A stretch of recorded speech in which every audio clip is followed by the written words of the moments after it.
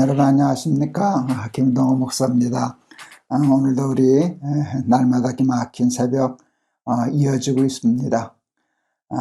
하나님께서 이렇게 하루하루 날마다 기막힌 새벽 하면서 살 수 있게 해주셔서 얼마나 감사한지 모릅니다. 오늘 주신 말씀은 로마서 10장 9절에서 오늘은 15절까지 읽겠습니다. 로마서 10장 9절에서 15절 제가 봉독하겠습니다. 내가 만일 내 입으로 예수를 주로 시인하며 또 하나님께서 그를 죽은 자 가운데서 살리신 것을 내 마음에 믿으면 구원을 받으리라. 사람이 마음으로 믿어 의에 이르고 입으로 시인하여 구원에 이르느니라. 성경에 이르되 누구든지 그를 믿는 자는 부끄러움을 당하지 아니하리라 하니 유대인이나 헬라인이나 차별이 없음이라.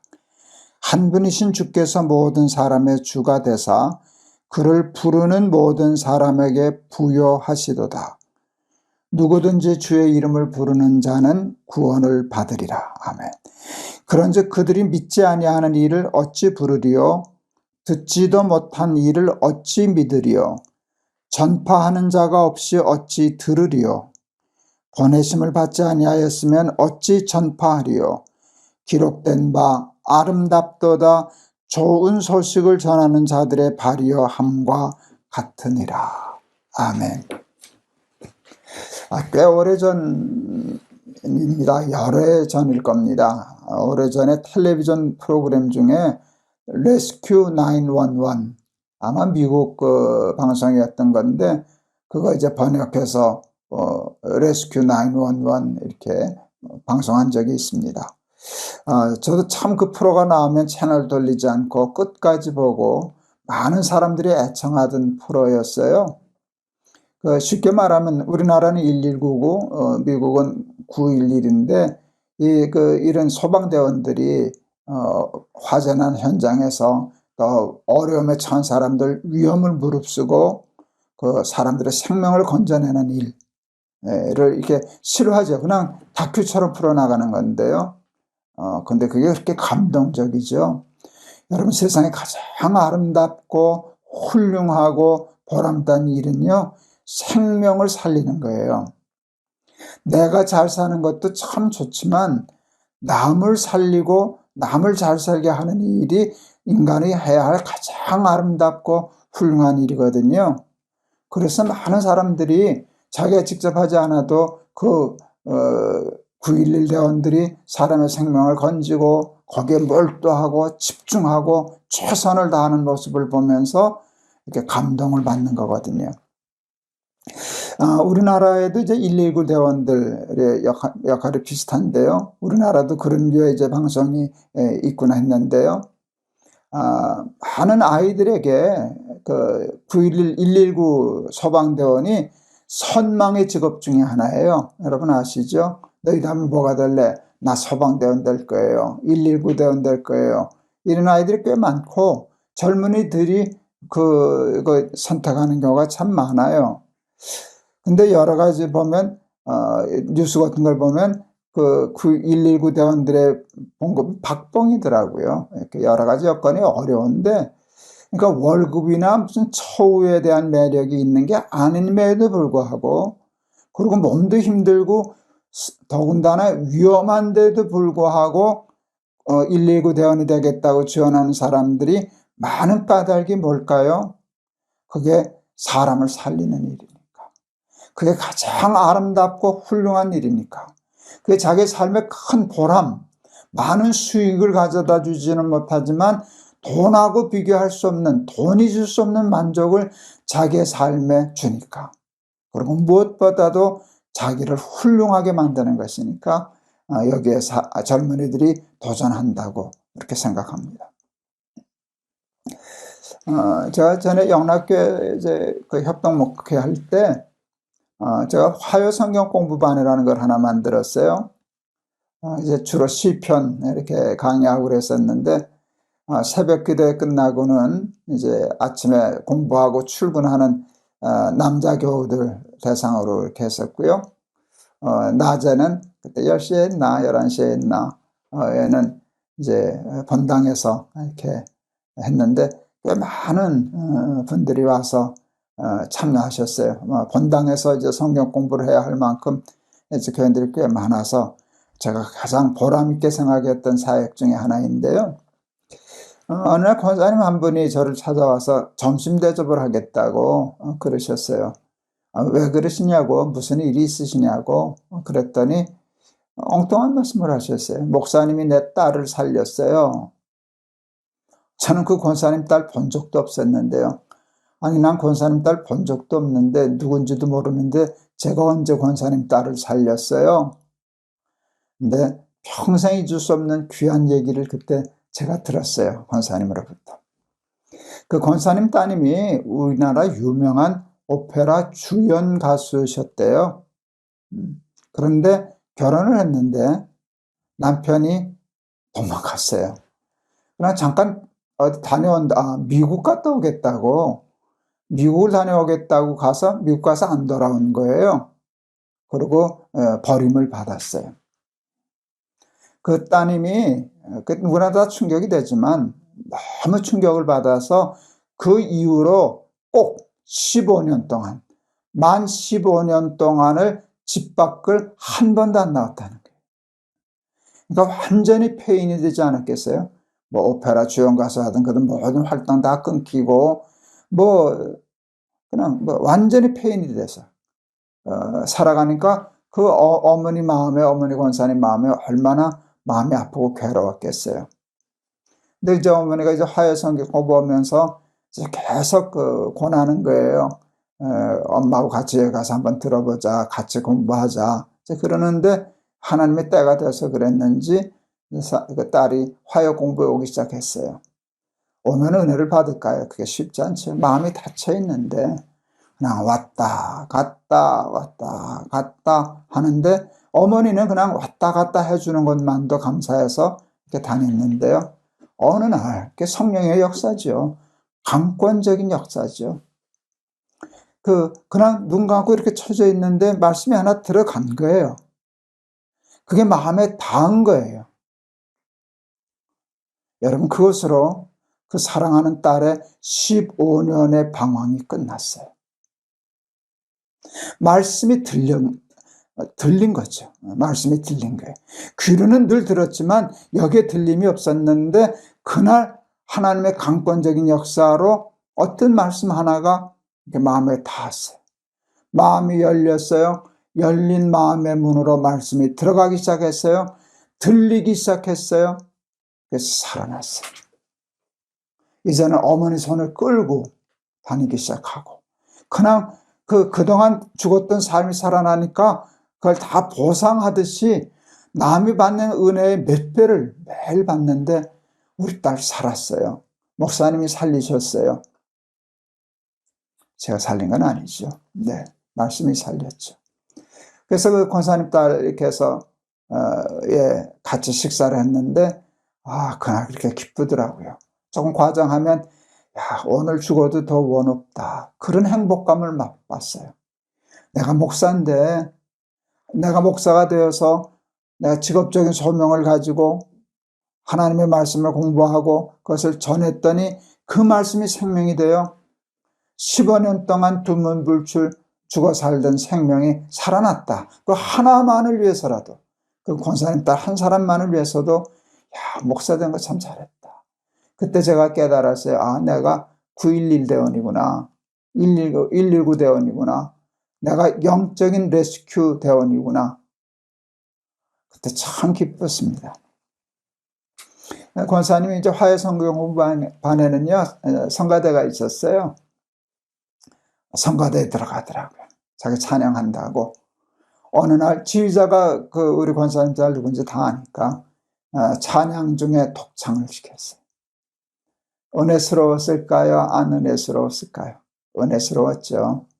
거기 이제 꽤 많은 교인들, 1000명 넘는 교인들이 있었는데 그 권사님 딸 사연 잘 모르는데 그 찬양을 듣다가 다 은혜를 받았어요. 오페라 가수니까 노래 물론 잘하죠. 근데 찬양은 노래로만 되는 게 아니잖아요.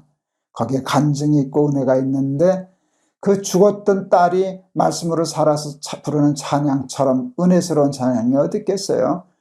모든 교인이 다 은혜를 받았어요. 그 어머니 가장 큰 은혜를 받았어요.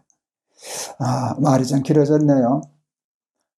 그러니까 그 생각만 해도 제가 흥분이 돼서 그러네요. 사람을 살리는 일이 얼마나 행복한 일인가. 그래서 제가 목사 되길 참 잘했다 생각했어요. 그런데 여러분, 이 일은 목사만 하는 것이죠. 영적인 레스큐, 구원, 911 대원이 되려면 우리는 모든 직업을 버리고 다 소방대원이 되어야만 되는 거지요. 목사가 돼야 되는 거죠. 그렇지 않아요. 여러분, 그렇지 않아요. 우리 모든 직업이 성직이라고. 제가 고령 설렁탕 하던 우리 교회 집사님, 나는 설렁탕 한 그릇을 끓여도 예수님 대접하는 마음으로 끓여요 하는 집사님 얘기를 수없이 반복했는데, 그런 마음으로 설렁탕 끓이고, 그런 마음으로 성악하고, 그런 마음으로 교사하고, 그런 마음으로 회사원 일하고, 그런 마음으로 자기 직업에 충실한다면 여러분은 다 성직자라고 그랬잖아요. 그 일을 통하여 많은 사람들이 예수님을 믿게 되고 마음의 문을 열게 되고 저들이 여러분을 통해서 하나님의 말씀을 듣게 된다면, 여러분, 어제 우리 주의 이름을 부르는 자는 구원을 얻으리라, 이거 공부했잖아요. 주의 이름을 부르면 구원을 얻어요. 근데 오늘 바울이 하신 말씀이 그거예요. 주의 이름을 부르면 듣는데 듣지 못한 사람이 어떻게 주의 이름을 부르겠느냐. 저가 주의 이름을 부르고 구원을 얻게 된 것은 누군가가 저에게 예수 그리스도를 전했기 때문이 아니냐. 여러분, 그러므로 여기 하는 말씀이 아름답도다 좋은 소식을 전하는 자들의 발효함과 같도다. 복음, 좋은 소식, 주의 이름을 들려주는 일을 한 것처럼 아름다운 일은 세상에 없습니다. 우리는 다 예수 믿고 구원 얻은 사람들입니다. 예수 믿고 구원 얻은 사람은 이 땅에 살지 않고 하나님 나라에 가야 됩니다. 그런데 아직도 살아서 이 땅에 있는 까닭은 이 땅이 더 좋아서가 아닙니다. 여러분, 예수 믿고 구원 얻었으니 한 사람에게라도 복음을 전하다가, 그래서 다른 사람으로 하여금 주의 이름을 부르고 또 나와 함께 구원 얻게 하기 위하여 그 사명 감당하라고 우리를 이 땅에 더 두신 줄을 믿습니다. 여러분, 직업은 무엇이에요? 그 직업의 목적이 뭐예요? 돈 버는 거예요? 출세하는 거예요? 이 세상에서 어떤 복을 누리는 거예요? 아니요. 우리의 직업적인 소명, 그 궁극적인 꼴은 돈을 벌든지 출세를 하든지 성공을 하든지 모든 그것을 통해서 주의 이름을 부르기만 하면 구원 얻을 사람들에게 주의 이름을 전하는 일이에요. 선교하는 일이에요. 여러분, 저는 목사로 여러분의 자리에서 주의 이름을 듣게 하는, 전하게 하는 그런 복된 사명 감당하다가 영적인 레스큐 911이 되어서 사람 살아나는 기쁨, 그 행복 누리며 살아가는 저와 여러분 되시기를 주의 이름으로 축원합니다. 우리 495장 오늘 찬송 골랐습니다. 495장. 익은 곡식 거둘 자가 없는 이때에 누가 가서 거둘까? 내가 어찌 게으르게 앉아 있을까? 어서 가자 밭으로. 보내주소서, 보내주소서. 여러분, 이거 신학교 보내달라고 꼭 하는 거 아니에요. 있는 그 자리에서 나를 주의 복음을 전하는 자로 사용하여 주십시오라고 하는 소원과 헌신이라고 얘기할 수 있습니다. 익은 곡식 거둘 자가 없는 이때에 누가 가서 거둘까? 내가 어찌 게으르게 앉아 있을까? 어서 가자 밭으로. 보내주소서, 보내주소서. 재단 숯불 내 입술에 대니 어찌 주저할까 주여 나를 보내주소서. 주가 두루 다니시며 일꾼 부르나 따르는 자 적도다. 보라 주의 사랑하는 익은 곡식을 어서 거두리로다. 보내주소서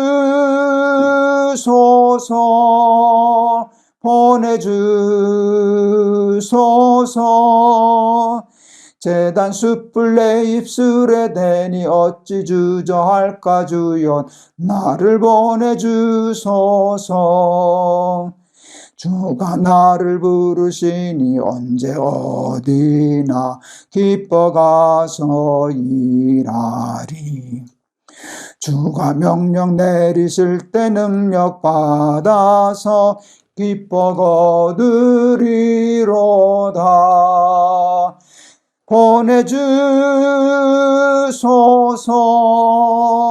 보내주소서. 재단 숯불 내 입술에 대니 어찌 주저할까 주여 나를 보내주소서. 아멘. 기도하겠습니다.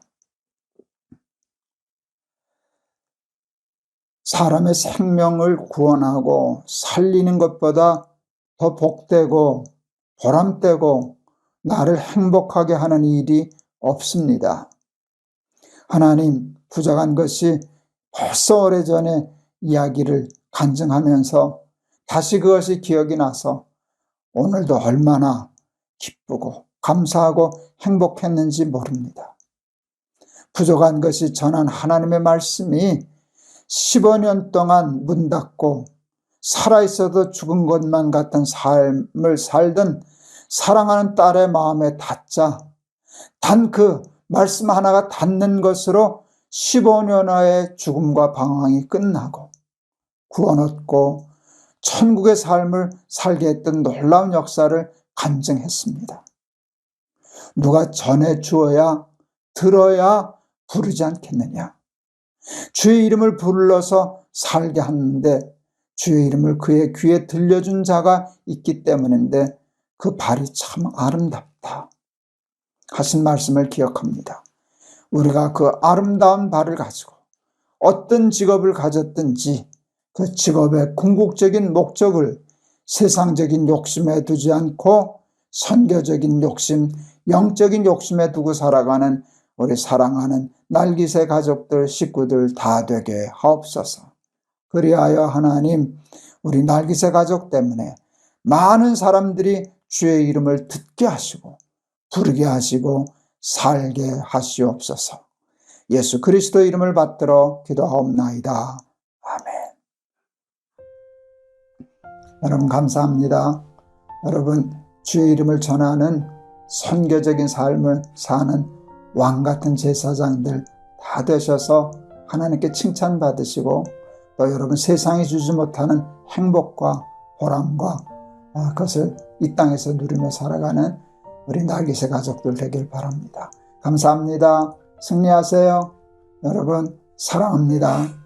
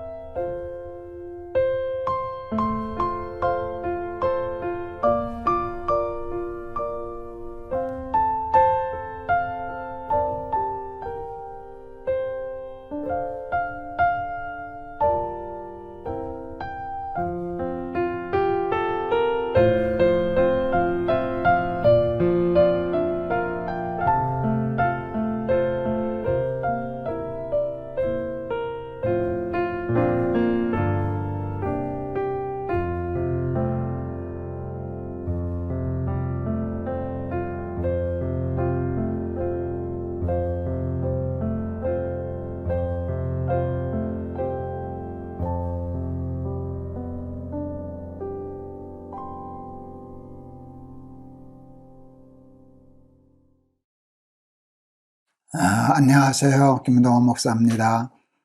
오늘도 우리 잊지 않고 우리 날마다 기막힌 새벽 찾아 나오신 여러분을 진심으로 환영합니다. 여러분 참 대단하셔요. 감사합니다. 오늘 하나님이 우리에게 주신 말씀은 로마서 15장 1절과 2절 말씀입니다. 믿음이 강한 우리는 마땅히 믿음이 약한 자의 약점을 담당하고 자기를 기쁘게 하지 아니할 것이라. 우리 각 사람이 이웃을 기쁘게 하되 선을 이루고 덕을 세우도록 할지니라. 아멘. 우리가 살아가는 세상을 이렇게 한 세 가지 세상으로 좀 설명할 수 있지 않을까요? 이제 약자와 강자, 부자와 가난한 자, 높은 자와 낮은 자를 이렇게 가지고 첫째는 이런 세상이 있을 거예요. 약자도 강자도 부자도 가난한 사람도 없는 모두가 다 평등한, 그래서 도와줄 것도 없고 도움을 받을 필요도 없는 완벽한 평등한 세상. 오늘 실제는 존재하지 않지만 우리 마음속으로는 그려볼 수 있고 그럼 참 좋겠다 하는 생각을 가질 수 있겠죠. 두 번째 세상은 이제 보편적인 우리가 살아가는 세상의 전형적인 모습이라고 얘기할 수 있는데, 강한 자가 약한 자를 누르고 부리고 강자는 점점 더 강한 자가 되고 약한 자는 점점 더 약해지는, 약자가 철저히 강자를 섬기는, 강자는 약자를 철저히 부리는, 지금 우리가 살아가는 인간 세상의 모습이라고 얘기할 수 있습니다. 공산주의, 사회주의가 대두됐었어요. 제가 좀 지식이 모자라지만 그냥 상식적으로 얘기할 때 공산주의와 사회주의가 표방하는 사회가 혹 일본 아닐까요? 모든 사람이 평등한, 가난한 사람도 없고 부한 사람도 없는, 그래서 부한 사람의 것을 빼앗아 가난한 사람에게 나누어주고 모두가 다 국가의 통제 아래 모두가 공평한 세상을 만들겠다라고 하는 게 사회주의와 혹 공산주의가 아닐까 싶은데, 여러분, 그런 공산주의가 완벽하게 이루어진 건 이 세상에 한 번도 없고요. 한 번도 없고요. 또 있을 수도 없어요. 공산주의와 사회주의의 가장 큰 문제는 인간에 대한 낭만주의예요. 인간을 너무 낭만적으로 생각했어요. 인간 속에 있는 죄성, 욕심, 탐욕, 인간 이해가 너무 낭만적으로 됐기 때문에 그 꿈 같은, 이루어지지 않는, 이루어질 수 없는 세상을 꿈꾸게 되었죠. 그것을 또 좋아해서 그런 세상이 되면 좋겠다 해서 공산주의와 사회주의 국가가 일어났지만, 실제로 그런 저들이 얘기한 그런 평등한, 강자도 없고 약자도 없는 모두가 다 평등한 그런 세상은 인류가 선악과 따먹고 타락한 이후에 한 번도 세워진 적이 없다고 생각해요. 딱 한 번 있었다면 오순절날 성령 받고 거듭난 초대교회, 그 잠시 동안 일어난 것이 전부가 아닐까 그렇게 생각합니다. 세 번째는 어떤 세상인가 하면 강자와 약자가 있는데 약자가 강자를 섬기는 것이 아니라 강자가 약자를 섬기는 세상입니다. 그래서 강자도 있고 약자도 있어요. 부자도 있고 가난한 사람도 있어요. 높은 사람도 있고 낮은 사람도 있는데 세상은 약한 사람이 강한 사람을, 낮은 사람이 높은 사람을, 가난한 자가 부한 자를 섬기게 되어 있는데 이 세상은 반대로 강한 자가 약한 자를 섬기고 부한 자가 가난한 자를 100% 나누어 섬기고 또 높은 자가 낮은 자, 선생이 제자의 발을 씻기는 그런 세상. 여러분, 그게 바로 우리 기독교가 꿈꾸는 하나님 나라의 세상이라고 얘기할 수 있죠. 여러분, 이 세 번째 나라도 그렇게 쉽게 이루어지지는 않았지만 그래도 정말 하나님을 믿는 많지 않은 진짜로 믿는 사람들에 의해서 이와 같은 삶은 실천되고 실현되고 있는데 오늘 하나님이 로마서 15장에서 말씀하시는 것이 우리 강한 자가 마땅히 연약한 자의 약점을 담당하고 하는 말씀을 하고 있는데 여러분, 저는 이것이 우리 기독교에 있어서 가장 중요한 사상이라고 저는 생각합니다. 그래서 제가 너무 좋아해서 날개새에서 얘기할 때마다 자주 인용하는 말씀, 이리가 어린 양과 함께 뒹굴고 하는, 이리는 강한, 어린 양은 약한, 근데 다투지 않고 잡아먹지 않고 서로 뒹굴고 강자가 약자를 섬기고 약자가 강자와 화목하고 이런 세상을 하나님 나라로 표현하지 않았어요? 창세기 12장에서 하나님이 아브라함을 축복하셔요. 아브라함을 축복하실 때 저는 그 말씀이 너무 좋았어요. 기독교의 축복은요, 아브라함도 복받고 잘 살아라, 이게 아니더라고요. 너는 복의 근원이 될지라. 너로 인하여 나라가 복을 받고 민족이 복을 얻을 것이니라. 이게 복의 근원이 되는 사상 아닙니까? 제가 늘 목회하면서 학교를 한번 세우고 싶었어요. 그 하나님이 축복해 주셔서 은퇴 말년에 천안에 높은 뜻 씨앗스쿨이라고 하는 학교를 세울 수 있었어요. 제가 초대 이사장이고 교장이었으니까 학교를 세울 때 교훈을 세울 때 저는 두 번도 생각하지 않았어요. 우리 높은 뜻 씨앗스쿨의 교훈은 이거예요. 세상에 복이 되는 어린이. 그래서 공부 잘하게 하고 싶었어요. 강한 자를 만들고 싶었어요. 그래서 세상을 섬기는 세상에 복이 되는 어린이. 그게 제가 학교를 세운 목적이에요. 그게 아이들을 교육하고 키우고 싶은 목적이에요. 왜요? 그게 기독교의 정신이고 기독교의 사상이니까. 오늘 본문, 우리 강한 자가 약한 자들의 약점을 담당하고 자기를 기쁘게 하지 않고 이웃을, 연약한 사람을 기쁘게 한다. 선을 이루고 덕을 쌓아라.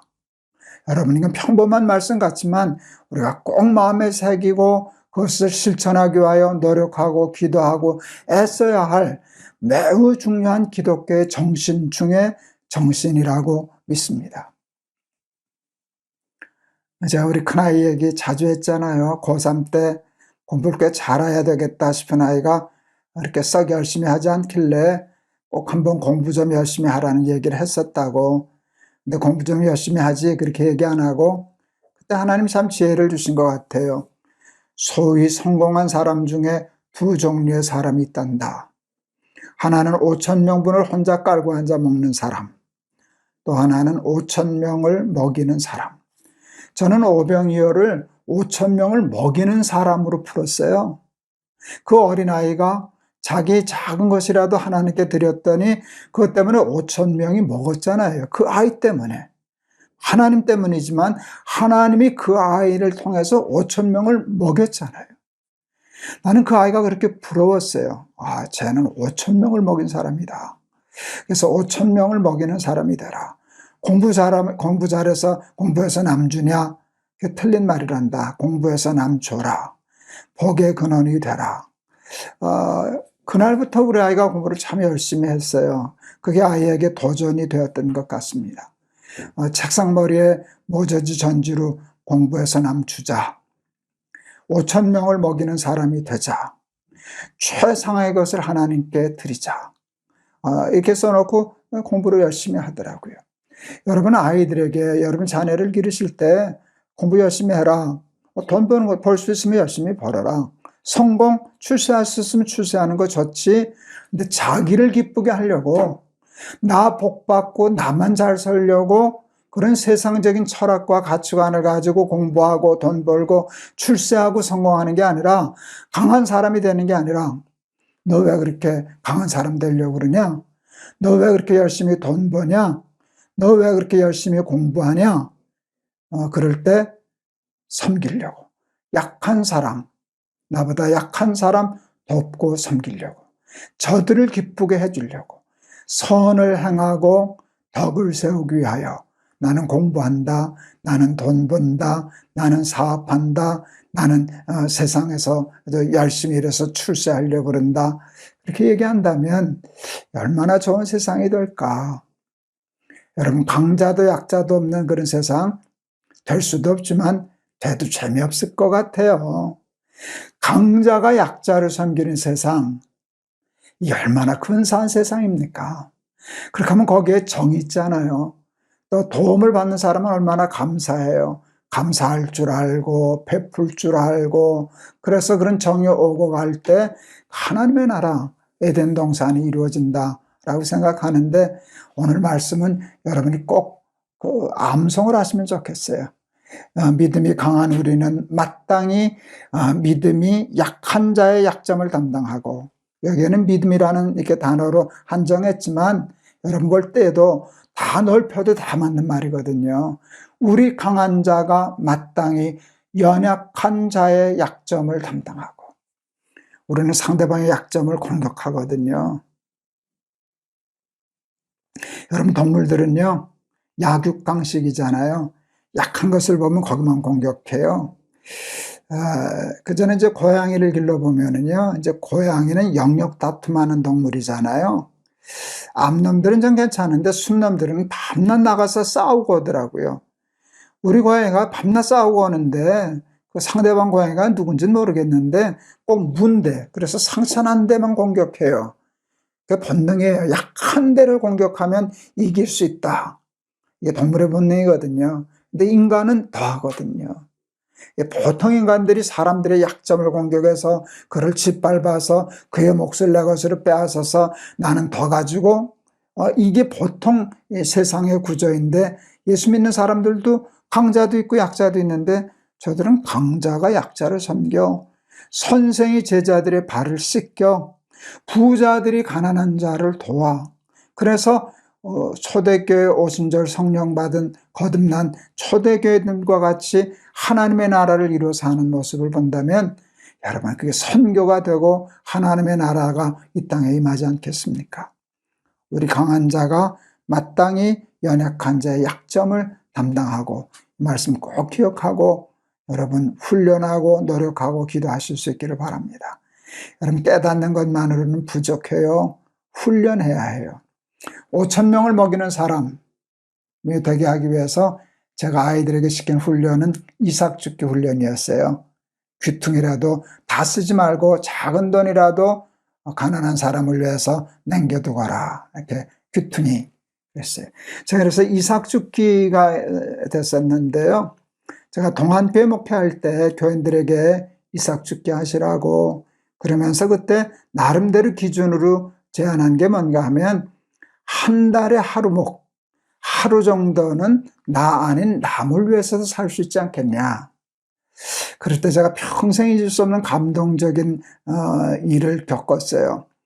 우리 교회에 할머니 한 분이 독거노인이 계셨는데 어느 공장에 나가서 하루 품삯 일당 받아서 사는 가난한 할머니가 계셨어요. 이 할머니가 이삭죽기를 내셨는데 11,000원을 내셨더라고요. 봉투에 썼어요. 연필로 11,000원. 그리고 썼어요. 잊을 수 없는 것이 공장 하루 품삯. 목사가 하루는 나 아닌 다른 사람을 위해서 일하고 살자 그랬더니 11,000원 일당을 거기다 넣었어요. 그 다음 달은 13,000원을 넣으셨어요. 그날은 잔업해서 2,000원 수당 더 받았다고. 여러분, 꼭 돈이 많아야 정말 하늘 높은 만큼 높은 사람이 되어야만 이 일을 실천할 수 있는 게 아니에요. 우리 할머니 하루에 일당 11,000원 받는 할머니도 이 말씀을 실천할 수 있었어요.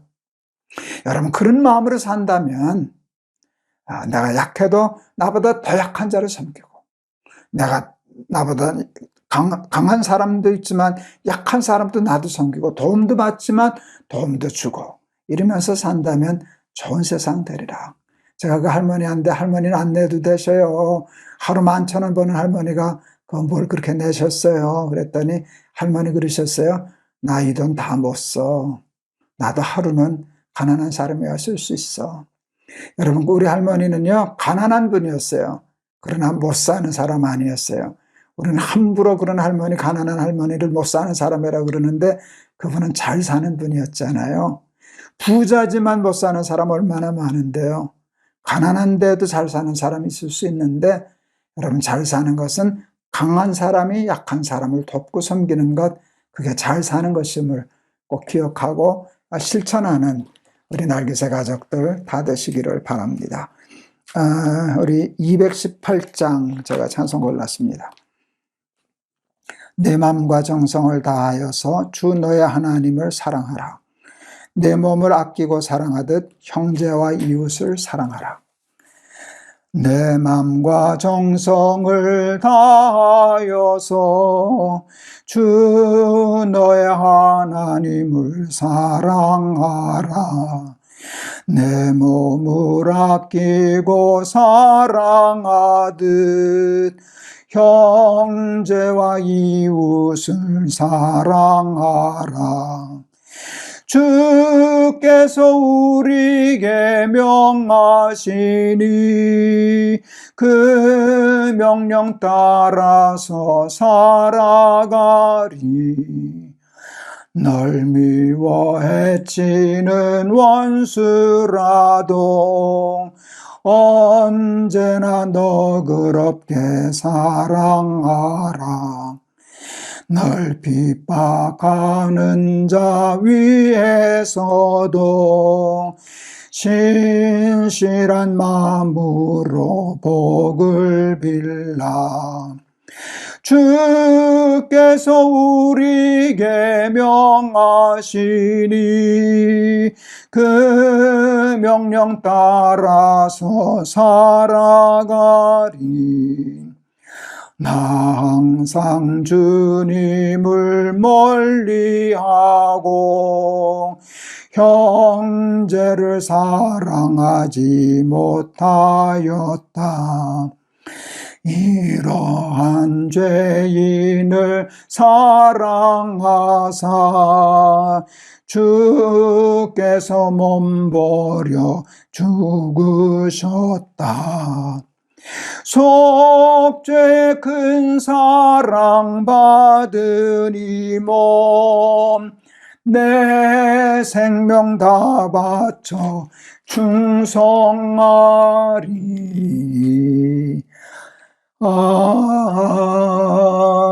아멘. 기도하시겠습니다.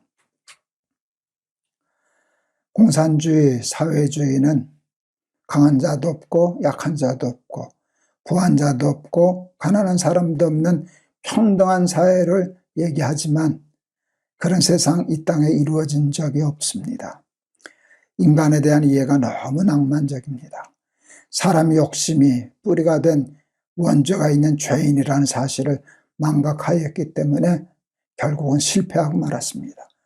세상에 가장 강한 자가 약한 자를 억압하고 힘 있는 사람과 약한 사람을 착취하는 사회가 공산주의가 되었는데, 하나님, 그런 사회를 꿈꾸는 일, 우리 그런 착각하지 않고 살게 하여 주옵소서. 우리가 살아가는 이 세상은 약자가 강자를 섬기고 강자가 약자를 착취하고 억압하고 누리고 부리는 세상입니다. 그래서 강자는 점점 더 강해지고 약자는 한도 없이 약해져서 이 세상에 불평등한 세상이 되어서 많은 사람이 고통당하고 있습니다. 하나님이 꿈꾸고 바라고 가르치시는 세상은 강자도 약자도 없는 세상이 아닙니다. 강자가 있고 약자도 있지만 약자가 강자를 섬기는 세상이 아니라 강자가 약자를 섬기는 세상, 이리와 어린 양이 함께 뒹구는 세상을 꿈꾸고 가르치십니다. 오순절날 성령 받은 초대교인들이 실천해서 하나님의 나라를 이 땅에 이루었었는데 그 뒤를 이어서 하는 우리 날기새 가족들 되게 하여 주옵소서. 꼭 큰 돈이 있어야만, 큰 부자가 되어야만, 크게 성공해야만 남을 도울 수 있는 것 아닙니다. 보리떡 5개, 물고기 2로도 얼마든지 그와 같은 일 할 수 있습니다. 우리 하루 일당 11,000원 받으시던 우리 독거노인 할머니도 하루 일당 자기보다 어려운 사람을 위하여 내어놓을 수 있었는데 그런 마음들이 모여서 하나님이 축사하시면 이 세상이 또 오병이어의 역사가 일어나는 하나님의 나라가 이루어지는 줄을 믿습니다. 그와 같은 마음과 정신을 가지고 이 세상을 하나님 나라로 가꾸어 가는 우리 날기새 가족들 다 되게 하옵소서. 감사하며 예수 그리스도의 이름을 받들어 기도하옵나이다. 아멘. 감사합니다. 우리 기독교에서 매우 중요한 이야기를 오늘 또 반복해서 얘기했습니다. 여러분, 크게 강한 자가 돼야만 섬기는 게 아니에요. 하루 일당 11,000원 받던 할머니도 섬기셨잖아요. 그런 마음 가지면 오병이어의 기적이 일어나는, 그리하여 5,000명이 먹고도 12광주리가 남는 그런 천국을 이 땅에 우리도 이루어 살 줄을 믿습니다. 여러분 감사합니다. 여러분 사랑합니다. 내일 또 뵙겠습니다.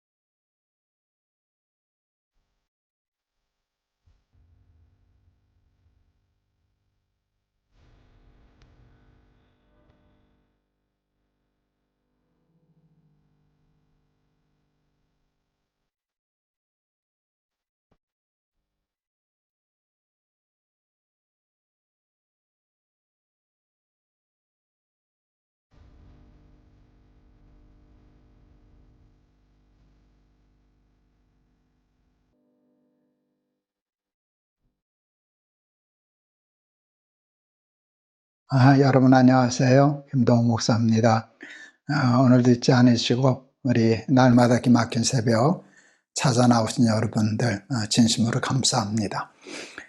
오늘 하나님 우리에게 주시는 말씀은 잠언 20장 10절의 말씀입니다. 잠언 20장 10절. 한결같지 않은 저울추와 한결같지 않은 되는 다 여호와께서 미워하시느니라. 아멘. 제법 많은 책을 썼습니다. 한 50권 가까이 되지 않을까 이렇게 싶습니다. 그 책 중에 유난히 논쟁이 많았던 책이 한 권 있습니다. 호불호가 이렇게 극명히 갈렸던 책 중에 하나인데요. 깨끗한 부자라는 책이었습니다. 출판사에서 청불원이라는 부제를 붙여서 청불원 논쟁이 꽤 아주 격렬하게 한번 일어났던 적이 있습니다. 그러나 제 개인적인 생각이 있는지 모르지만 우리나라 사람들은 부에 대한 왜곡된 생각을 가지고 있다고 생각을 했습니다. 그 책을 쓴 이유가 이제 거기에 있었다고 얘기할 수 있습니다. 특별히 부에 대해서 부정적인 생각이 참 많았어요. 근데 그 이중적인데요. 자기 자신은 부함을 원하면서도 타인의 부에 대해서는 굉장히 비판적이고 부정적인 시각을 가지고 있다는 것이에요. 왜 그럴까 하는 생각을 했을 때 이원론적인 사고가 굉장히 강했어요. 그러니까 성과 속을 이렇게 나누는 것이죠. 그래서 이것은 성스러운 일이다. 이것은 속된 것이다. 라고 하는 것인데 이것도 혹시 그 유교적인 영향은 아닐까 그런 생각을 합니다. 그러니까 선비, 청빈 이런 사상에서 선비는 청빈해야 되고 청빈한 것이 고고한 삶이고 돈을 밝히고 돈을 추구하고 하는 일은 다 속되다라고 하는 그런 좀 지나친 생각이 우리에게 있었고 특별히 또 우리 교회 안에도 교인들 중에도 그런 생각이 더 많았던 것 같습니다. 청빈에 대해서 저는 생각이 조금 달랐어요. 깨끗함을 고집하다가 가난해지는 수가 있어요. 그 가난해짐에도 불구하고 깨끗함을 포기하지 않는 청빈은 훌륭한 것이죠. 그것은 선비뿐만 아니라 우리 예수 믿는 사람들이 살아가야 할 가치라고 얘기할 수 있죠. 차라리 가난할지언정 더럽게 살지 않겠다. 이 정신은 우리 기독교 신앙과 맥을 같이 한다라고 얘기할 수 있습니다. 그런데 여러분 깨끗하게 살려고 하다가 가난해진 것은 좋지만 청빈이라고 할 때 이렇게 선을 넘어가는 것이 있어요. 그것은 뭔가 하면 가난 자체를 깨끗함으로 보는 것이에요. 여러분 돈은 빈부는 깨끗하다 더럽다 하는 기준이 될 수 없어요. 돈에는 윤리적인 가치가 없어요. 사람의 문제지 돈 그 자체는 가치 중립적인 것이에요. 그러니까 돈이 가난한 것을 깨끗하다, 훌륭하다 이렇게 얘기하면 굉장히 왜곡된 사상을 갖게 돼요. 그것은 신앙도 마찬가지예요. 저는 깨끗한 부자라는 책을 썼을 때 그것을 비판하고 비난하는 많은 사람들의 주장 중에는 이런 말이 있었어요. 깨끗한데 어떻게 부자가 되냐? 이게 이제 우리가 가지고 있는 보편적인 생각이에요. 부는 깨끗하지 못한 권모술수, 사기, 남 등쳐먹는 것, 뺏어먹는 것 이런 것을 통해서만 이루어진다라는 생각이 아주 강했어요. 그래서 깨끗한데 깨끗하게 살려는 사람이 어떻게 부자가 될 수 있냐라는 것이었어요. 그때 제가 이런 논리로 대답했던 기억이 있습니다. 선진국과 후진국이 있더라. 경제적으로 많이 어려운 나라, 이렇게 후진국을 보면 정직하면 가난하더라. 손해보고 순서 뺏기고 그래서 정직하면 깨끗하면 부자가 되지 못한다는 말이 맞더라. 그런데 선진국이 되면 깨끗해야만 부자가 되더라. 남속이고 정직하지 못하면 그래서 신용이 없어지면 그 사회에서는 돈을 벌 수 없더라. 그러면서 저도 매섭게 얘기했죠. 당신의 논리는 후중국의 논리라고. 우리도 그런 시대를 살았지만 이제 점점 우리도 신용사회로 가고 있지 않느냐고. 신용사회는 크레딧이거든요. 여러분, 신용이 한번 무너지면 선진국에서는 살아남기가 참 어려워요. 선진국으로 갈수록 깨끗하지 못하면 살아남기가 어렵고, 정직하고 성실하고 깨끗해야만 기회를 얻을 수 있는 사회가 저는 선진국이라고. 물론 선진국에도 인간적인 권모 실수도 있고 죄악도 있지만 저는 그렇게 생각을 했었습니다. 깨끗하지 못한 사람이, 정직하지 못한 사람이 부자가 되는 세상은 왜곡된 세상입니다. 사탄에 의해서 타락되고 오염된 세상이기 때문입니다. 저는 하나님의 식과 법이 통하는 세상은 깨끗하면 부자가 되는 것이 맞다고 생각합니다. 열심히 성실하게 일하면 정당한 대가를 받고, 게으르면 먹을 것이 없는, 이게 하나님의 식과 법이 통하는 세상 아니겠습니까? 얼마 전에도 우리가 게으름에 대한 말씀을 할 때 그 얘기를 나누었던 기억이 있습니다. 그런데 이 세상은 좀 죄로 말미암아 왜곡된 세상이기 때문에 어떤 비정상적인 일이 일어나는가 하면 깨끗하지 못한데 부자가 되는 사람들이 많아졌어요. 정직한데 실패하고 정직한데 가난하고 하는 일들이 비일비재하게 되었어요. 그런데 여러분, 그러나 그것은 잠시 우리 눈을 속이는 일시적인 현상에 불과합니다. 여러분, 이 세상은 사탄의 세상입니까? 하나님이 통치하시는 세상입니까? 죄로 말미암아 오염되기는 했지만 이 세상의 주인도 하나님이십니다.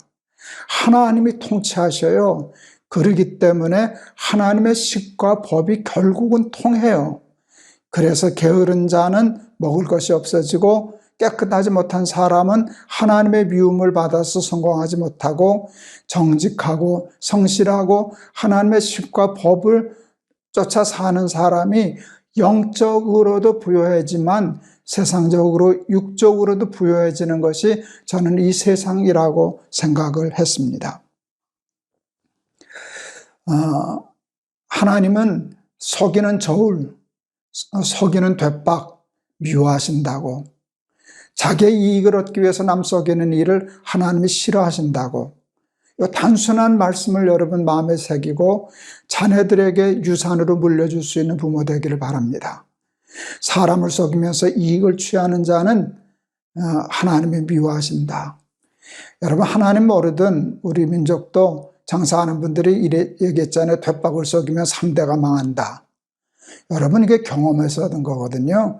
되박을 속이면, 추를 속이면 3대가 망한다. 여러분, 정직한 것이 상의 가장 기본적인 원리예요. 잠시 이렇게 거짓된 것으로 돈을 벌려고 하는, 썩이려고 하는 유혹이 있을 때 우리 그것을 이겨낼 수 있는 믿음이 필요해요. 제가 너무 좋아서 날기사하면서 여러 번 반복했던 예화가 있어요. 초창기 높은 뜻 순회교회를 시작했을 때 초창기 교인인데 김천에서 다니던 교인이 있었어요. 고령 설렁탕이라는 설렁탕 집을 운영했었어요. 멀리서 저희 교회를 다니시기에 김천에 집회 갔던 김에 그 가정을 제가 신방 갔어요. 가까운 교회 가시라고, 너무 무리하는 거라고. 그 얘기를 하러 갔다가 제가 인생에 잊을 수 없는 얘기를 그 집사님을 통해서 듣고 왔어요. 저는 미식가가 돼서 음식이 맛있다라고 하면 서울도 가고 경주도 갑니다. 밥 먹으러 서울도 가는데 내 마음에 드는 흡족한 예배 드리려고 서울 왜 못 가겠습니까? 그 말에 제가 할 말이 없었어요. 저도 마음에 동의가 되었어요. 근데 더 중요한 말이 있었어요. 목사님, 저는 설렁탕 한 그릇을 끓여 파는 장사꾼에 불과하지만 저는 예수님을 대접하는 마음으로 설렁탕을 끓입니다. 그래서 모든 재료를 최고로 깨끗하게 정성껏 준비해서 끓입니다. 뼈가 제일 중요한데 제일 비싼 뼈, 제일 좋은 뼈를 골라서 하는데 이 좋은 뼈를 고르는 게 가끔 실수를 한답니다. 비슷비슷해서 어느 날 10시간을 끓여야 이제 뼈를 10시간을 끓였을 때 우리 집사님 말씀대로 얘기하면 뽀얀 국물이 나와야 좋은 건데 누런 국물이 나오면 품질이 좀 떨어지는 거랍니다. 어느 날 끓였는데 누런 국물이 나왔다는 거예요. 뼈가게 주인이 속여서 판 거는 아니에요. 실수로 자기도 그때 판단이 잘못돼서 그랬어요. 이제 좀 항의를 했지만 때가 이미 늦었어요. 지금 바꿔준다고 10시간 끓일 시간이 없었으니까. 그때 뼈가게 주인이 우리 집사님에게 그랬다는 거 아니겠어요? 사장님, 그냥 커피 프림을 타시죠. 오늘 하루만 커피 프림을 타시죠. 그러면 그냥 보기 똑같습니다. 그리고 사실 차이도 그렇게 많지 않습니다. 많은 가게 설렁탕집이 이렇게 하기도 합니다. 그런데 우리 집사님 그 말 듣고 그 다음날 가게 문 닫았다고, 그 가게 문에다가 이렇게 써붙였다 그러더라고요. 오늘은 재료가 나빠서 장사를 못합니다. 제가 평생에 큰 충격을 받았어요. 야, 우리 교회를 출석하는 우리 교인이 이런 마음으로 장사를 하는구나. 근데 다른 사람은 놓쳐도 이 사람은 뺏기고 싶지 않다 하는 욕심이 생겼어요. 여러분, 그게 예수 믿는 사람의 장사하는 마음이 아니겠습니까? 왜요? 그게 하나님이 원하시는 시기이기 때문에 잠시 좀 썩일 수도 있고 그 잠시의 눈속임으로 돈 몇 푼 더 벌 수도 있지만 하나님이 기뻐하시지 않으시기 때문에, 하나님이 싫어하시기 때문에 여러분 그것을 과감히 버리고 가게 문 닫고 장사해서 손해보면서도 재료가 나빠서 오늘은 장사를 못하겠습니다. 이런 마음을 가지고 살아갈 때 하나님을 기쁘시게 하는 참 그리스도인이 되고 그 행위 자체가 신앙생활이 아니겠습니까? 그리고 그것이 곧 성직이 아니겠습니까? 여러분, 그런 마음으로 장사하고 그런 마음으로 회사에 근무하고 그런 마음으로 직장에서 학교에서 아이들을 가르치고 그런 마음으로 예술하고 그런다면 여러분, 이 세상이 얼마나 살기 좋은 하나님의 나라가 되겠습니까? 여러분, 그렇게 살면 결국 그런 사람이 부자가 되는 거예요. 여러분, 하나님도 아시지만 결국은 사람도 알거든요. 그런 마음으로 장사하는 사람들이 결국에는 부자가 되는 세상, 그게 제가 꿈꾸고 바라는 세상이거든요. 그래서 그것을 깨끗한 부자라고 쓴 거거든요. 이 세상에 깨끗한 사람들이 부자가 되면 좋겠다. 그런 세상이 오면 좋겠다. 나는 그게 하나님의 시기이기 때문에 그렇게 하면 부자가 될 거다라고 하는 믿음이 있었어요. 여러분, 하나님의 축복 없이 어떻게 세상에서 복을 받겠습니까? 영적으로나 육적으로나 여러분 깨끗하고 정직하고 성실해서 손이 수고한 대로 정직하게 먹는 아름다운 하나님의 나라를 이루어 나가는, 세워나가는 우리 날개새 가족들 다 되실 수 있기를 주의 이름으로 축원합니다. 제가 한번 기도하겠습니다. 정직하지 못한 추와 되, 깨끗하지 못한 추와 되를 하나님이 미워하신다. 남을 속여서 남의 손해를 통해서 자기의 이익을 얻으려고 하는 이 왜곡된 세상 속에서 하나님, 우리 사랑하는 날개새 가족들은 오늘은 재료가 나빠서 장사를 못합니다 했던 우리 김천의 집사님 같은 사람들이 다 되게 하여 주시옵소서. 그리하여 이 세상을 깨끗한 사람이 부자 되고 성실한 사람이 성공하고 꾀부리고 수부리는 사람이 살아남지 못하는 그런 하나님의 식과 법이 통하는 세상을 만들어 나가는 우리 모두가 되게 하여 주시옵소서. 예수 그리스도 이름을 받들어 기도하옵나이다. 아멘. 저는 정직하고 깨끗하고 성실한 사람이 영적으로만 부자가 되는 것이 아니라 육적으로 부자가 되는 세상이 좋은 세상이라고 생각해요. 예수님도 말씀하셨잖아요. 먼저 그의 나라와 의를 구하면 이 모든 것을 더하여 주시리라.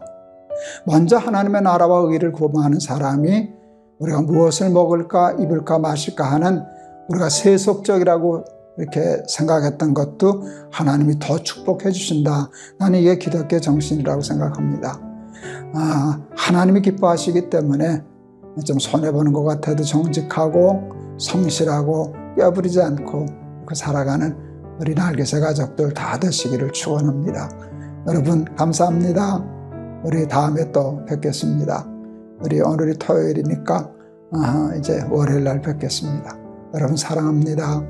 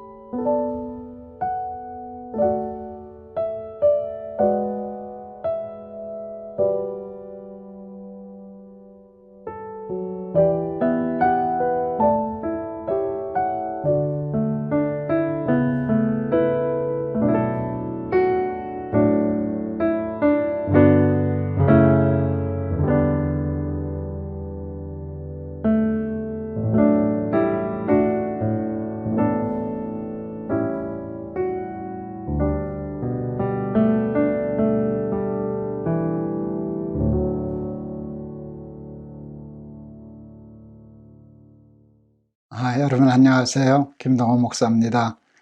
오늘도 우리 잊지 않고 날마다 기막힌 새벽 찾아 나오신 여러분을 환영합니다.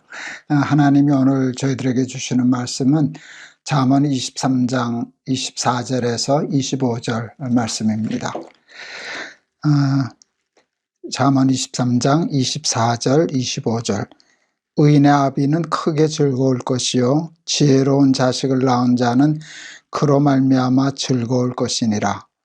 내 부모를 즐겁게 하며 너를 낳은 어미를 기쁘게 하라. 아멘.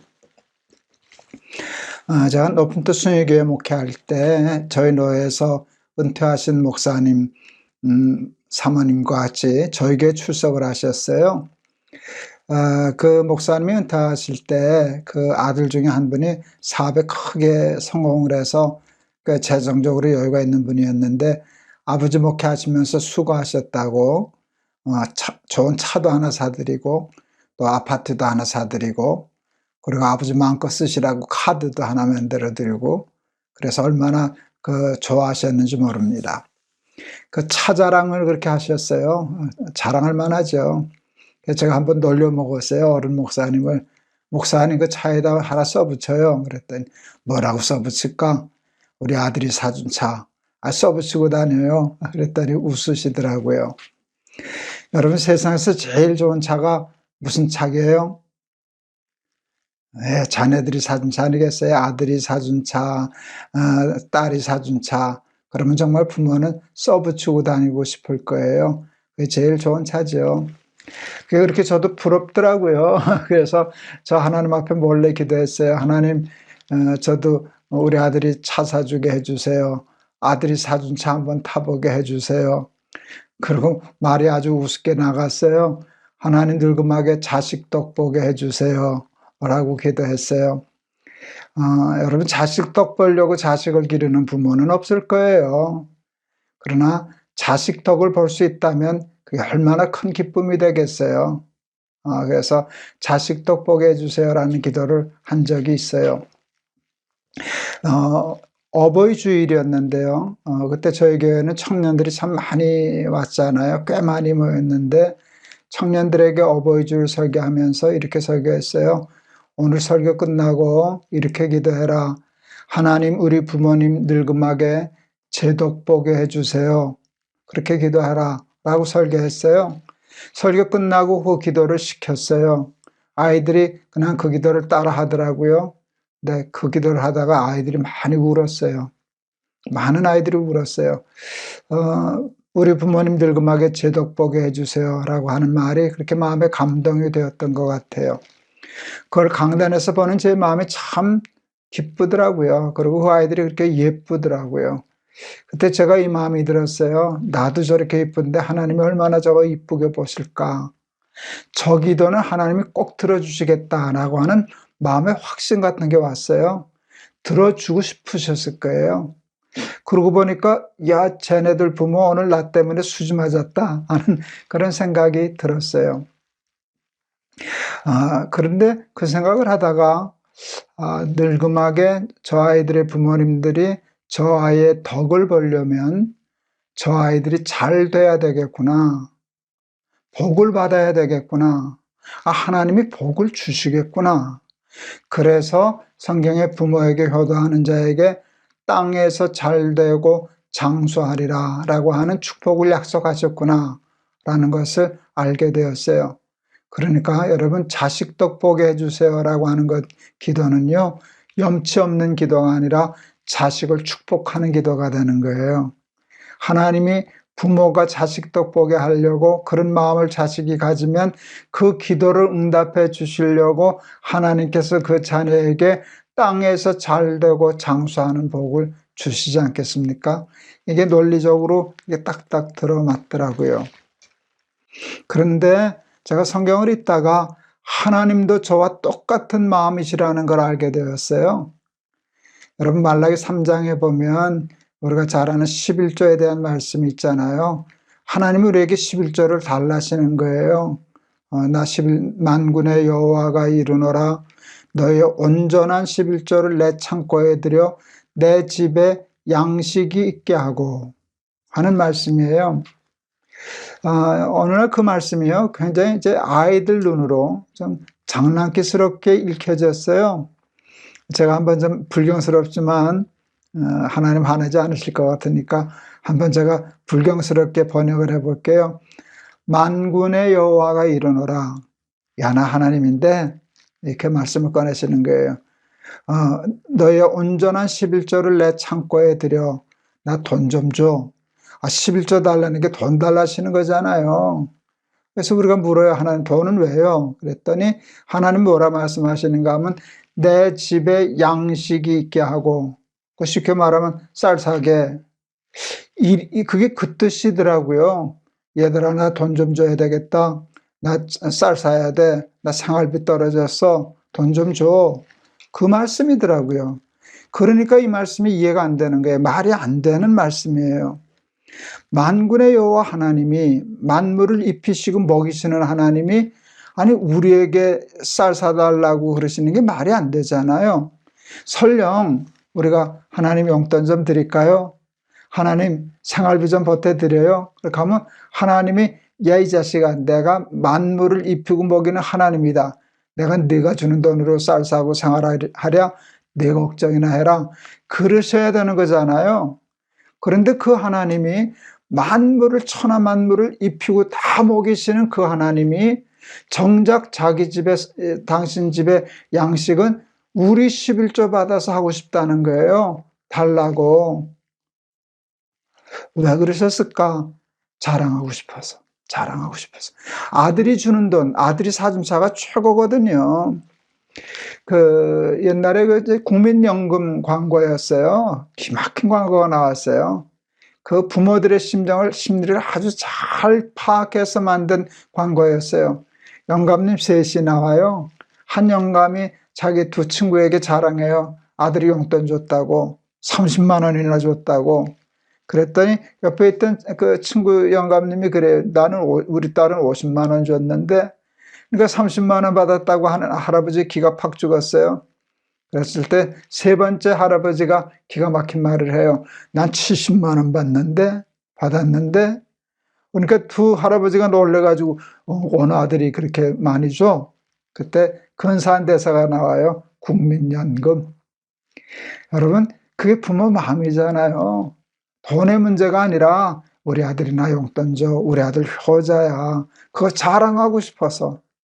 근데 하나님이 그 자랑을 하고 싶으신 거예요. 그 자랑을 하고 싶은 거예요. 우리 아들이 나 용돈 줬어. 우리 아들이 차 사줬어. 우리 아들이 나 생활비 줘. 70만 원 줬어. 80만 원 줬어. 하나님이 그러고 싶으신 거예요. 제가 그 마음을 읽고 하나님께 그렇게 얘기했어요. 하나님 제 덕 좀 보세요. 하나님 제 덕 보세요. 제가 용돈 드릴게요. 하나님 제가 생활비 드릴게요. 그런 마음이 들더라고요.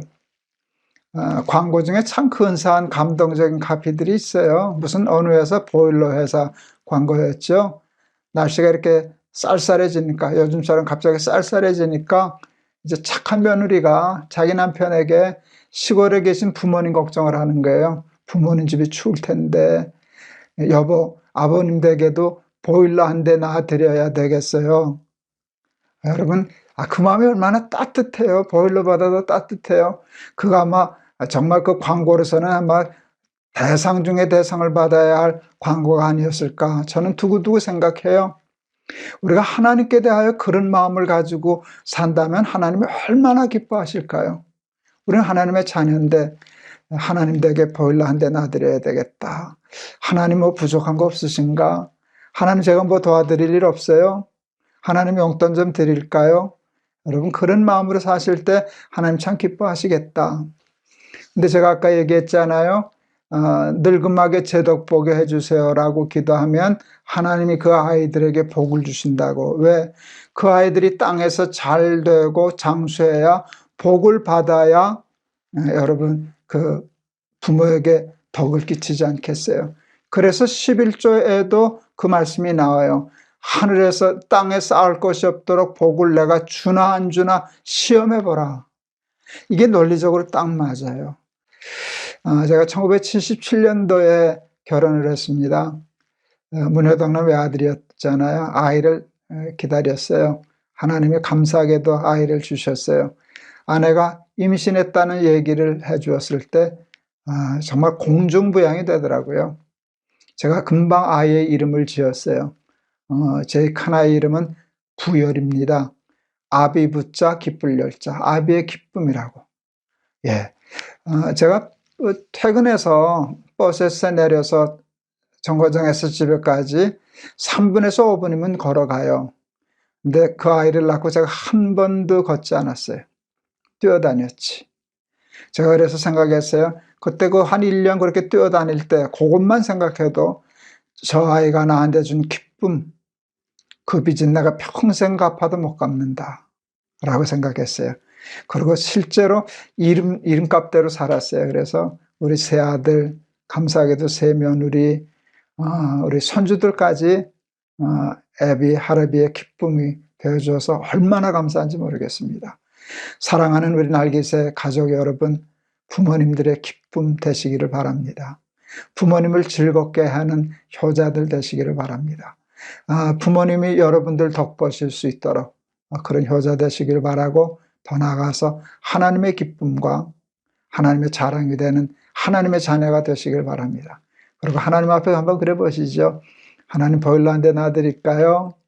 하나님 제 덕 보세요. 하나님 제가 용돈 드릴 테니까 제 돈 쓰세요. 이런 마음으로 예수 믿고 살면 하나님이 기뻐하시고 또 하나님 기뻐하시기에 우리의 삶에 큰 하나님의 은혜와 축복이 충만하게 될 줄을 믿습니다. 오늘 말씀, 내 부모를 즐겁게 하며 너를 낳은 어미를 기쁘게 하라. 의인의 아비는, 이런 자식을 둔 아비는 크게 즐거울 것이요 지혜로운 자식을 낳은 자는 그로 말미암아 즐거울 것이니라. 우리 날기새 잠언은 지혜를 배우잖아요.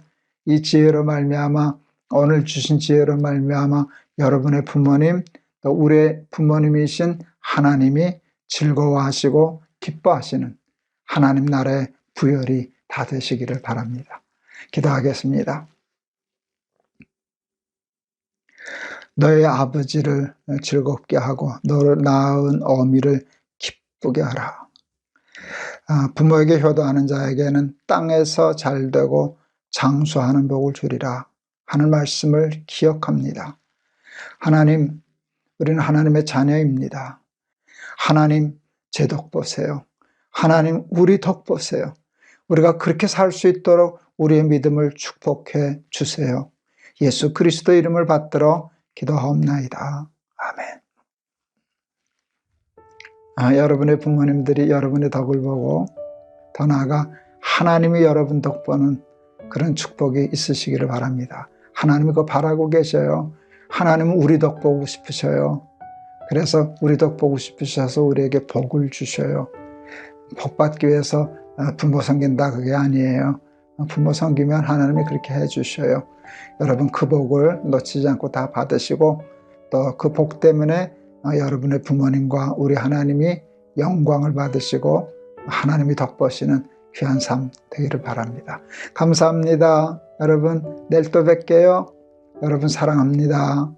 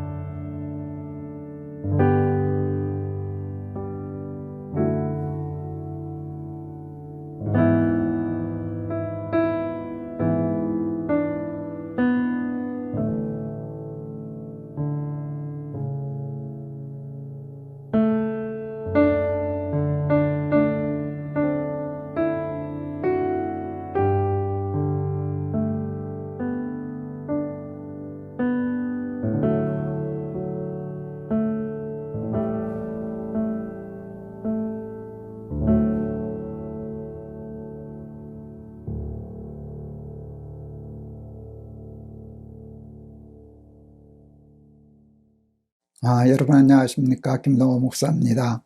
오늘도 우리 날마다 기막힌 새벽 잊지 않고 계속하게 해주신 하나님께 감사를 드립니다. 오늘 하나님이 우리에게 주시는 말씀은 누가복음 6장 46절에서 49절 말씀입니다. 제가 봉독해 드리겠습니다. 너희는 나를 불러 주여 주여 하면서도 어찌하여 내가 말하는 것을 행하지 아니하느냐? 내게 나와 내 말을 듣고 행하는 자마다 누구와 같은 것을 너희에게 보이리라. 집을 짓되 깊이 파고 주추를 반석 위에 놓은 사람과 같으니 큰 물이 나서 탕류가 그 집에 부딪히되 잘 지었기 때문에 능히 요동하지 못하게 하였거니와 듣고 행하지 아니하는 자는 주추 없이 흙 위에 집 지은 사람과 같으니 탕류가 부딪힘에 집이 곧 무너져 파괴됨이 심하니라 하시니라. 아멘. 기독교와 미신종교를 비교할 가치도 없지만 구태여 비교하다면 매우 중요한 차이가 있습니다.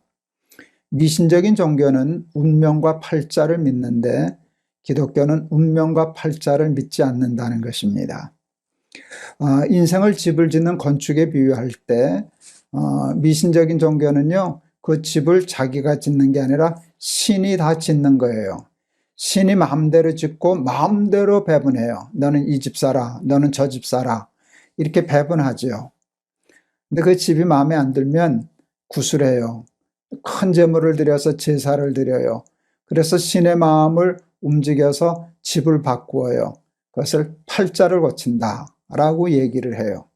미신적인 종교는 신의 힘을 이용해서 인생의 팔자를 고치는 것이에요. 자기 집을 건축하는 것이에요. 그런데 기독교는요, 그 운명과 팔자를 믿지 않아요. 하나님은 우리에게 집을 당신이 지으시고 당신 마음대로 여기서 살아라 저기서 살아라 그렇게 지시하시는 하나님이 아니셔요. 하나님은 우리에게 스스로의 인생을 건축할 수 있는 기회, 자유, 능력, 지혜를 주시고 내 인생의 집을 한번 내 마음껏 잘 지어보거라, 이렇게 말씀하시는 하나님이세요. 그리고 하나님은 내가 너한테 다 주었으니까 나는 상관없다, 나는 모른다, 나는 간다, 이렇게 얘기하시는 분이 아니시라 우리 곁에 계셔서 늘 코치해 주셔요. 그리고 도와주셔요. 그리고 가르쳐 주셔요. 그리고 혹 실수해서 우리가 인생의 건축에 큰 실수가 있어도 걱정하지 말아라, 다시 하면 돼 하고 새로운 기회를 주시는 하나님이세요. 그래서 우리 오늘 성경은 예수님의 말씀에도 여기 우리의 인생을 집을 짓는 건축자에 비유했어요. 미신적인 종교는 여러분 인간은 자기 인생을 건축하는 자가 아니에요. 근데 우리 기독교의 하나님은 우리의 인생을 건축하는, 자신의 삶을 건축하는 건축자로 얘기해 주셨어요. 그런데 자기 인생을 건축한다고 생각하는 사람 중에 두 종류의 사람이 있어요. 하나는 하나님을 믿는 사람이고 하나는 하나님을 신을 인정하지 않는 무신론자들이에요. 무신론자들은 당연히 자기 인생을 자기가 건축한다고 생각하죠. 그런데 기독교인도 자기 인생을 자기가 건축하는 것이라고 하나님이 이렇게 말씀하신다 하지만 무신론자와 뭐가 다른가 하면 그 인생을 스스로 짓게 하시니가 하나님이시라는 것, 그리고 하나님이 우리의 인생을 지혜롭게 할 수 있는 지혜와 능력과 기회를 주시는 분이라는 것, 그러므로 삶의 건축을 지혜롭게 할 때 그 지혜의 소스가 원천이 하나님이시고 하나님의 말씀이라는 것은 무신론자하고 전혀 다른 것이죠. 여러분 이제 오늘 이 얘기를 통해서 이제 구별이 되셨을 거예요. 무신론자들은 하나님 없이 자기 생각과 자기 지혜로 자기 인생을 짓는 건축자라고 생각하는 것이고요. 미신을 섬기는 사람은 자기가 건축하는 것이 아니라 신이 건축하기 때문에 우리는 재물만 많이 드리고 굿만 열심히 해서 팔자를 고치면 된다고 생각하는 것이고요. 우리 기독교인은 하나님이 우리에게 자유의지를 주셔서 우리를 인격적으로 대하시기 때문에 우리 인생을 건축하게 하셨는데 우리 마음대로 우리 생각대로 짓는 게 아니라 하나님의 말씀, 하나님의 지혜, 하나님의 능력, 하나님의 힘을 덧입어서 우리의 인생을 건축하는 자라. 이게 전혀 다른 것이에요. 제가 늘 좋아해서 자주 인용하는 말씀, 정말 좋아하는 말씀, 요한계시록 3장 20절인가요? 내가 문 밖에 서서 문을 두드리노니 누구든지 내 음성을 듣고 문을 열면 내가 그에게로 들어가 그는 나로 더불어 먹고 나는 그로 더불어 먹으리라. 하나님이 우리에게 들어오시고 싶어 하시는데 그냥 문 열고 들어오지 않으셔요. 문을 두드리셔요. 그리고 내가 열어드릴 때 들어오셔요. 이게 우리의 인격과 자유를 소중히 여기시는 것이에요. 강제로 얘기하지 않으셔요. 하나님은 우리에게 권면도 하시고 또 가르치기도 하시지만 그것을 강제하지 않으셔요. 우리를 인격적으로 대하시는 우리를 사랑하시는 우리의 아버지 하나님이심을 우리가 그 사실을 통해서 발견할 수 있어요. 지혜로운 건축자가 있고 어리석은 건축자가 있어요.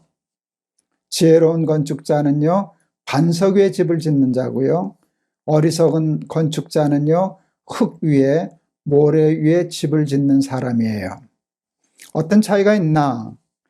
지혜로운 건축자, 반석 위에 집을 지은 사람에게는 큰 물이 나고 탕류가 넘치고 큰 바람이 부는 것과 같은 인생의 고난과 역경과 환란이 없고, 어리석은 건축자의 집에만 그런 것이 닥치느냐? 그것은 아니에요. 지혜로운 건축자의 집에도 탕류가 있고 바람이 불고 큰 물이 들어요. 똑같아요. 어리석은 건축자나 지혜로운 건축자나 삶의 환경은 크게 다르지 않아요. 고난과 역경과 환란이 있는데 중요한 것은 반석 위에 집을 지은 자는 탕류가 밀어닥치고 큰 물이 나고 바람이 불어도 무너지지 않지만, 반석 위에 짓지 않고 흙 위에 모래 위에 지은 집을 짓는 사람은 그와 같은 어려운 일이 있을 때마다 무너진다는 것이 다른 것이에요. 여기서 우리는 믿음의 목적, 믿음의 이유를 발견할 수 있어요. 사랑하는 여러분, 예수 믿어도 환란이 있어요. 예수를 믿어도 고난이 있어요. 예수를 믿어도 병들 수 있어요. 예수를 믿어도 실패할 수 있어요. 그런데 신기한 것은요, 믿음의 사람은 똑같이 어려움을 당하는데도 무너지지 않아요. 무너지지 않아요. 믿음이 없는 사람은 고난이 닥칠 때 무너져요. 저도 저 인생에 많은 고난과 역경들이 있었어요. 최근에는 제가 암에 걸려서 암투병한 것이 큰 물이 닥친 것이지요. 저라고 큰 물이 닥치면 어렵지 않을까요? 무섭지 않을까요? 무서워요. 두려워요. 불안해요. 그것은 똑같아요. 그런데 믿음은 그것을 이겨내요.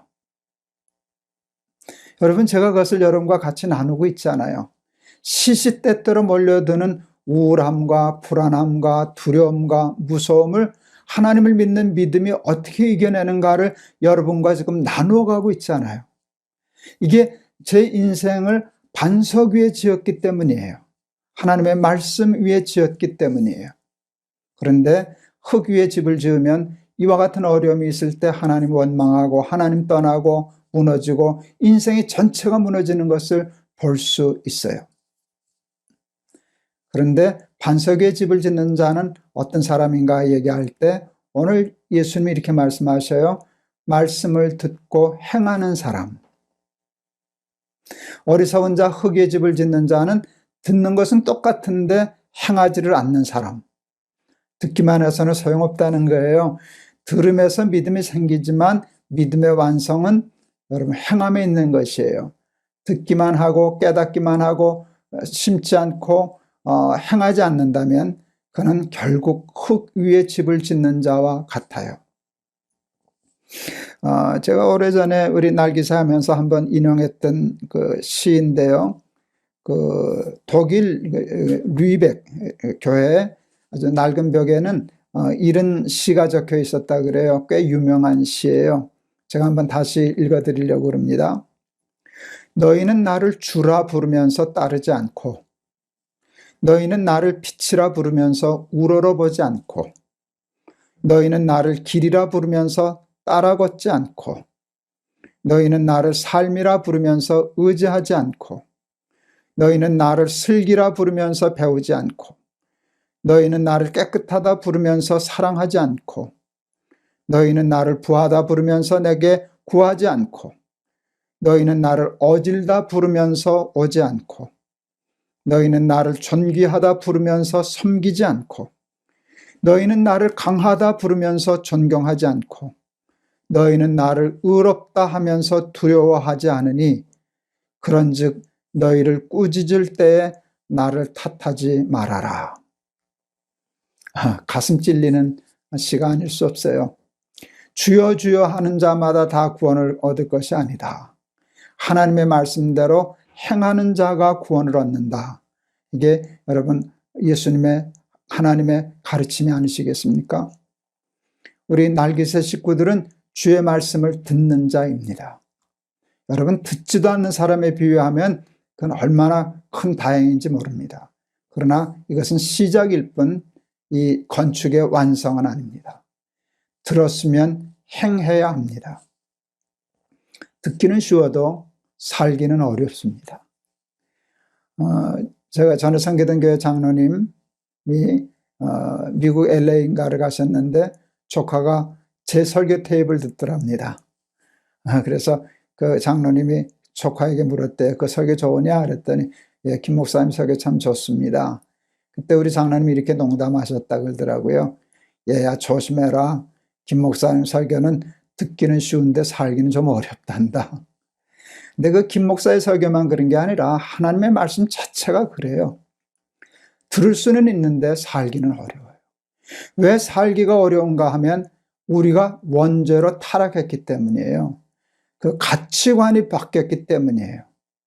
눈에 뭔가가 씌웠기 때문이에요. 그래서 바로 볼 줄을 몰라요. 옳은 것을 옳다, 바른 것을 바르다 보지 못하고 왜곡된 시선과 가치관을 갖게 되었기 때문에 하나님의 말씀을 듣고 행하는 것이 그렇게 어려울 수가 없어요. 그런데 여러분, 지혜로운 건축자가 되어서 반석의 집을 짓는 자가 되고, 그래야 어떤 인생의 풍랑과 풍파가 밀어닥쳐도 무너지지 않고 끝내 성공하여 승리하는 삶을 살려고 하면 아무리 힘들어도 듣기만 하는 자가 되지 말고 듣고 행하는 자가 되어야 할 줄을 믿습니다. 며칠 전에 우리 전 시간에 우리가 얘기했잖아요. 예수님이 원수를 사랑하라. 너희를 미워하는 자를 선대하라. 이런 게 하나님의 말씀이거든요. 근데 그 말씀을 듣고 그대로 사는 사람은 반석의 집을 짓는 사람이고요. 에이, 어떻게 그럴 수 있어? 사람이 어떻게 그럴 수 있어요? 하나님 정말 사람이 나를 누군지도 모르시네. 그거 어떻게 살 수 있어요? 하고 듣기는 했지만 살지는 않는 사람은 날개산만 해도 모래 위에 집을 짓는 사람과 같다는 것이에요. 여러분, 하나님의 말씀을 들었으면 아무리 힘들어도 뼈를 꺾는 아픔을 가지면서도 사랑하는 여러분, 준행하고 실천하고 행동에 옮기는 사람들이 되실 수 있기를 주의 이름으로 축원합니다. 그렇게 하면 우리의 인생에도 수많은 어려움과 고난과 역경과 풍랑이 이를 것이지만 그것에 무너지지 않고 그 속에서도 꿋꿋이 자기 삶을 지켜내고 승리하고 성공하는 삶을 살아낼 줄을 믿습니다. 암투병을 하시다가 하나님 앞에 가신 우리 어른 한 분 계시는데 그 사랑하는 딸이 저한테 편지를 보냈다는 얘기 한번 했었어요. 몇 번 했었어요. 날기새 애청자시셨는데요. 우리 CMP 집회, Comfort My People, 그 이제 대면 집회할 때였는데 늘 참석하시던 어른이셨어요. 암으로 돌아가셨어요. 마지막 때에 통증으로 많이 고생하셨다고 따님이 편지에 적으셨어요. 그런데 그 따님이 이렇게 얘기하셨어요. 날기새 때문에, CMP 집회 때문에, 그 받는 은혜 때문에 그 고통스러운 말기암의 마지막 순간을 천국처럼 지내다 가셨습니다. 여러분, 이게 믿음의 힘이에요. 하나님의 말씀을 듣고 행하는 것이 믿음인데 그 믿음을 가지면 그렇게 살려고 발버둥치면 그와 같은 능력이 우리의 삶에 나타날 줄을 믿습니다. 환난과 고난과 역경과 어떤 것도 우리를 향하신 그리스도의 사랑에서 끊어내지 못하고 우리의 인생을 침몰시키지 못할 줄을 믿습니다. 사랑하는 날기세 가족 여러분, 여러분 집에 지금 큰 물이 나신 분도 있죠. 저처럼 암으로 많이 고통당하시는 분도 있죠. 큰 비바람이 몰아닥치는 분들도 있죠. 그러나 믿음은 그것을 이겨내요. 그것을 이겨내는 반석 위에 집을 짓는 사람 되기 위해서 하나님의 말씀을 들으면 이해가 되면 이해가 되는 대로, 이해가 안 되면 이해가 안 되는 그대로 순종하여 죽으면 죽으리라 하나님의 말씀을 순종하는 믿음으로 반석 위에 집을 짓는 지혜로운 건축자들이 다 되실 수 있기를 주의 이름으로 축원합니다. 한번 기도하시겠습니다. 하나님 아버지, 은혜를 감사합니다. 하나님은 우리를 사랑하셔서 우리를 인격으로 대하십니다. 우리에게 소중한 자유를 주셨습니다. 우리에게 우리의 인생을 건축할 수 있는 마음껏 아름답게 훌륭하게 누구나 지을 수 있는 기회와 지혜와 능력, 또 자유를 허락하여 주시고 우리를 응원해 주시고 또 혹 실수하면 새로운 기회를 주시는 하나님이심을 배우게 해주셔서 감사합니다. 하나님의 말씀을 듣고 행하는 자가 되어 반석의 집을 짓는 자가 되게 하옵소서. 그리하여 하나님 큰 물이 나고 탕류가 밀어닥치고 비바람이 불어도 무너지지 않는 꿋꿋한 지혜로운 삶의 건축자들이 다 되게 하옵소서. 예수 그리스도 이름을 받들어 기도하옵나이다. 아멘. 믿는 사람에게나 믿지 않는 사람에게나 비바람은 똑같이 불어요. 하나님의 말씀을 듣고 행하는 자는 지혜로운 건축자와 같아서 큰 물이 나도 무너지지 않아요. 이게 복이에요. 큰 물이 나지 않는 게 복이 아니라 큰 물이 나도 무너지지 않는 것. 듣고도 행치 아니하여 모래에 집을 짓는 자에게 똑같이 탕류가 밀어닥치는데 그는 그 탕류를 이겨내지 못하고 무너져요. 탕류 때문에 무너진 게 아니라 모래 위에 집을 지었기 때문에 무너지는 것이. 사랑하는 우리 날개새 가족 여러분, 하나님의 말씀을 듣고 힘들어도 준행하는 자가 되어서 반석에 집을 짓고 어떤 비바람이 물어쳐도 흔들림이 없는 반석에 집을 지은 지혜로운 건축자들 다 되시기를 주의 이름으로 축원합니다. 여러분 감사합니다. 여러분 사랑합니다. 내일 또 뵙겠습니다.